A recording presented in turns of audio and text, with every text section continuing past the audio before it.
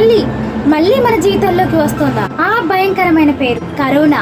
ఇంకా మర్చిపోలేదు కదా ఆ లాక్డౌన్, ఖాళీ రోడ్లు, మాస్కులు, ఆ ఆసుపత్రిలో భయంకరమైన పరిస్థితులు, రోజు న్యూస్ లో మరణ వార్తలు, ఆ గదిలో ఒక్కరిగా ఉన్న ఒంటరితనాన్ని. ఇప్పుడు దేశంలో కొన్ని ప్రాంతాల్లో కరోనా కేసులు పెరుగుతున్నాయి. మళ్ళీ అదే భయం మొదలవుతోందా? ఇప్పుడు దేశంలో 1000కి పైగా యాక్టివ్ కేసులు, కేరళలో 400కు పైగా కేసులు, మహారాష్ట్ర, ఢిల్లీ, తమిళనాడు కొత్త వేరియంట్లు NB181 LF7 అన్ని కొత్త కరోనా రూపాలు. పోయినసారి తప్పించుకున్నాం, ఈసారి మాత్రం జాగ్రత్త పడాలి. ఇప్పుడు మనం ఏం చేయాలో తెలుసుకునే ముందు మా ఛానల్ ని సబ్స్క్రైబ్ చేసుకుని లైక్ చేయండి. పబ్లిక్ ప్లేస్ లకు వెళ్ళినప్పుడు మాస్క్ ను ధరించడం అలవాటు చేసుకోండి. అది మిమ్మల్ని కాదు పక్క వాళ్ళని కూడా రక్షిస్తుంది. చేతులను తరచూ శానిటైజర్ తో శుభ్రం చేసుకోండి. వైరస్ మనకు కనిపించదు. అనవసరంగా జనసంద్రంలోకి వెళ్ళొద్దు. జలుబు, దగ్గు, జ్వరం ఉంటే తొందరగా చెక్ చేసుకోండి. వృద్ధులు, పిల్లలు, గర్భిణీ స్త్రీలు ప్రత్యేక జాగ్రత్తలు తీసుకోండి. వైరస్ రూపాలు మారుతుంటాయి, కానీ మన జాగ్రత్తలు మారకూడదు.